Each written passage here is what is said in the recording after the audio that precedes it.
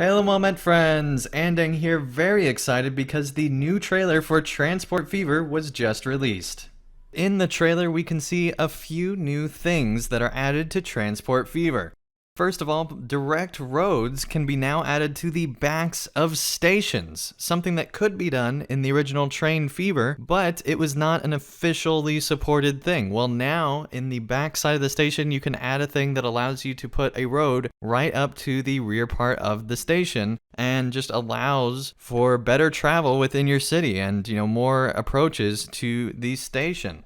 Also shown in the trailer, stations can now be bent. This is something that players were asking for a little bit, but not really, and the studio had not actually announced that this was going to be implemented into Transport Fever, but it's here. It's a nice quality of life thing, and it will add so much more life to cities. No longer do you have to get the lines set up exactly right to fit into your station. You can now just bend the station and allow it to match to your tracks more easily. And so that is fantastic. It looks like you can only bend either convex or concave. You can't bend one end one way or another end the other way. At least that's what it looks like in this trailer. We'll need to see more information to be certain of that. But this is a great change that should allow more customizability to cities and allow them to seem more realistic.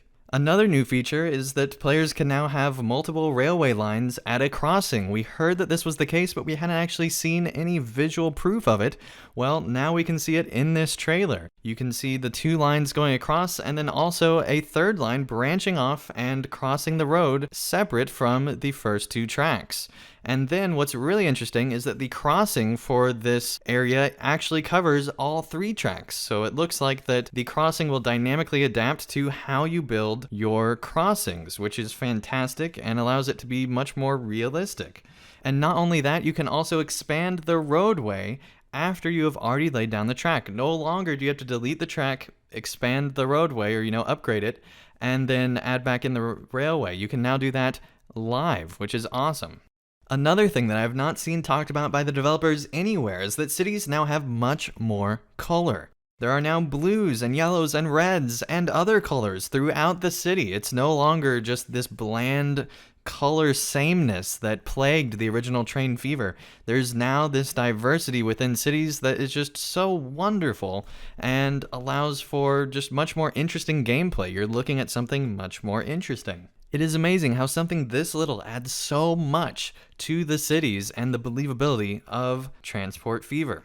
Staying on the topic of cities, cities are now building up higher than before and also farther out and are just much larger than they have ever been in Train Fever. No longer are they the small towns and villages. They are now large cities that warrant things like airports and other things like that. And supposedly the map sizes themselves will now actually be much larger, allowing for travel between airports to be warranted because the maps will be big enough to where that will be a thing that is actually needed. And so cannot wait to see how big the map sizes actually will be. The developers said that the maps can actually be modded to be however big you want, but obviously we don't know if it'll still run well when you do things like that and how all that will work or just how much you can build out the vanilla version of the game.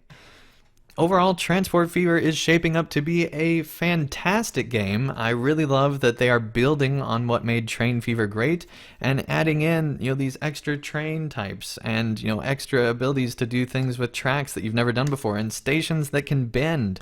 And then you add in, the various other types of transport and having it all mesh together and really work and have the cities be big enough to where you can actually, fit in these airports and things like that.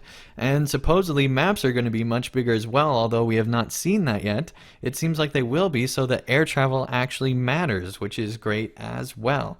I cannot wait to see more of Transport Fever and see more of a map perspective to see how big these maps actually are and whatever other details that they still have. They surprised us with a few things in this trailer that they had not even talked about before, and so I can't wait to see how this game continues to develop. It is still only in alpha, and yet it already looks fantastic and way better than Train Fever. I can't wait to see where this game goes. Let me know in the comments below what you thought of this trailer. If I'm completely wrong or if you agree with me, let me know. And let me know, just anything you might have noticed from the trailer that maybe I missed. So anyway, thank you everyone so much for watching, and I'll see you again real soon for more Transport Fever news.